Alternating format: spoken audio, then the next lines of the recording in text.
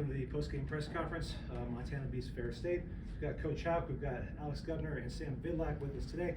As usual, please raise your hand and I will pass the microphone around for any questions. But Coach, we'll start with some thoughts from you. Just a tough battle for the Grizz and a nice win. All right.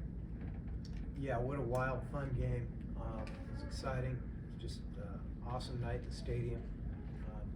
Congrats to Ferris State for coming in, fighting their tails off, trying to get their 29th win on the road in a row.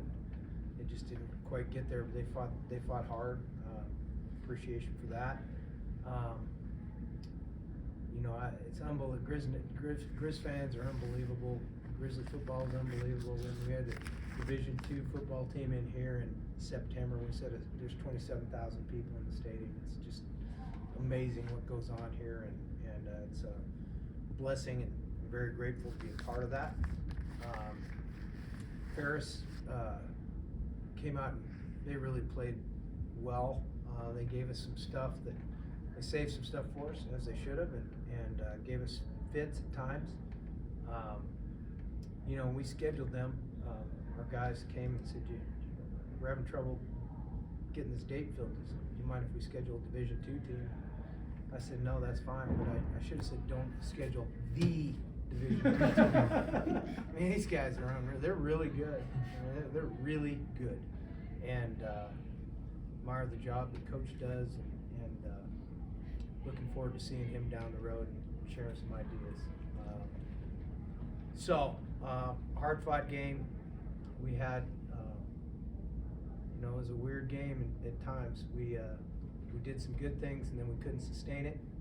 I thought that the defense was really good tonight, even adjusting some things we hadn't seen. Defense played great. It took place from the offense, defense, and the special teams to make it happen and get that W, which is how we play and how we win. There are just some things that we didn't do cleanly enough. We had a chance to get away from them, probably a few times, more than a couple, and we just couldn't. Part of that's credit to them, and part of that's us not finishing the job.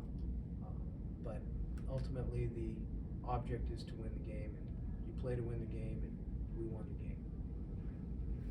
Coach, what were the biggest challenges they presented, and also what were the key factors for your team to pull away? Go ahead.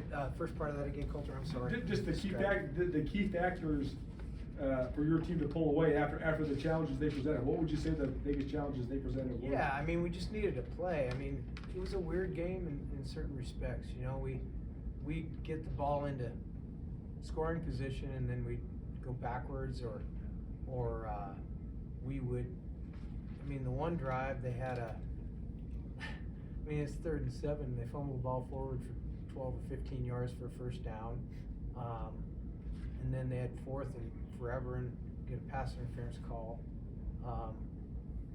It was just that kind of night where we really didn't get any breaks, so to speak. We just kind of made a few, and we made enough. And there's just some things that not finishing the deal, whether it's getting off the field or having a chance to block 2 punts and not doing it, or free to the punter, or we kind of got run over a little bit in the first half up front on offense. We shored that up, and we started getting the ball out quicker and hitting some passes, and that certainly helped things. We just weren't clicking enough. We couldn't get through the call sheet. We just didn't have enough plays. So that was kind of it. Well, that's a good team you beat, so I mean, you must be proud of your guys, because that was a good finish. Oh, I'm always proud of my guys. I'm grateful to be with these guys every day. I told them that in the locker room. I love this football team and this football program, and it's a genuine blessing for Coach Hauck to be the coach here. Gub, they were most of the mismatches D1 versus D2. There's various factors, but they were pretty good on the line. So what did you think of their offensive line, and then how were you guys able to sort of turn that tide, especially in the second half? I mean, people say they're a Division II team. I mean, my opinion, that's a Division I football team. 100%. I mean, all week, we knew, these guys are good. These guys aren't a typical team. Their O-line was the biggest we played all year. I mean, they're big dudes and they're physical, and I give credit to them. Yeah, they're a good group. Coach, you talked last week, I think, about how downing the punt deep in the opponent's territory is a chance to have a big momentum swing. You were able to do it tonight again in the third quarter. And I thought that after you forced the 3 and out there and got good field position, it was another big momentum swing. Can you just talk about that sort of shift in those couple possessions there when you were able to down the punt? Certainly, that was a big play. We downed it inside the 1. It was a great punt, great coverage effort. They chose to chuck it, which I thought was pretty good actually by them. They went and looked to get it out of there with either a completion or a pass interference call.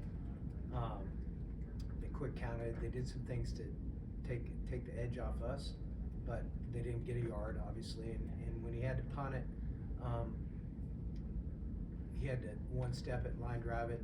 He had to go away from the pressure coming off the right edge, and he line drove it. Junior actually made he tried to kick it away from him, and I don't know if he's trying to kick it out of bounds or not, but he didn't quite get it there. That's hard for punters, I think, because you tell them not to kick it out of bounds until you do. You yell at them when they do kick it out of bounds. So June made a really nice play to get his hands on that, and it was pretty well blocked. I mean, we blocked him up. It was kind of compressed into that part of the field, and he squeezed in there. But I think we had first down on the 30, first 10 on the 30, which was big, not having to go to the field. I think it was 10-10 at that point. Yep. Sam, the two guys you're right have been in a lot of games inside Washington Grizzly Stadium. What was that first night game and just that atmosphere? What was that like to play in for you? It was awesome. Really thankful to get the win. It was just awesome environment and experience. Super, like I said, super thankful for the win, and yeah, the fans are incredible. That place is as louder than anywhere I've ever been. So it was a really neat experience. What was it like for you? It seemed like you were getting more and more comfortable as the game was going on, especially in that third quarter there. Like, what was that the case? Were you feeling kind of more comfortable as the game went on? Yeah, I think we got into a rhythm at certain points of the game as an offensive unit, and then at other points of the game, I think we need to be better. So I think we'll kind of watch the film on that and know we need to clean up. But yeah, I did feel at certain points of the game there was good rhythm and we were moving the ball well. And then obviously there will be some things that we need to work on and clean up. And what's that like when they started really having issues with the noise and you're out there, and what's that like when you can tell that they're kind of really struggling with the atmosphere? Yeah, I mean, they are a Division II team, so they don't play in big venues like this. This is probably the biggest venue they played in I don't know how long. So I think it definitely had an effect. I mean, we got the best fans, and it's loud. I mean, every third down, fourth down, any critical down, I mean, the fans know it and they get loud, and it affects offenses. Alex, you just had talked about their front and how big they were, but what was it like kind of working against those quarterbacks and kind of what they were throwing today? Was it a little different than maybe dual quarterback systems you've seen in the past, or just what was that challenge like? I wouldn't say it was a challenge prepping. I mean, this league has a lot of those dual threat quarterbacks. But I mean, those are two good players, good at escaping the pocket, and they're gamers. They'll play backyard football if they have to, and yeah. And Sam, kind of like Sean was saying, you are still kind of getting experience as a quarterback at the Division I level. So for you, like, can you feel maybe some of that growth in game? Like, can you notice that? Because like he mentioned, you did look comfortable as the game kind of went on. Yeah, definitely. I think with experience comes. I mean, if you're doing it right, you should be learning. So obviously, you're going to learn and hopefully improve on everything that you can learn from and have takeaways from. So yeah, I definitely would agree with that. Yeah.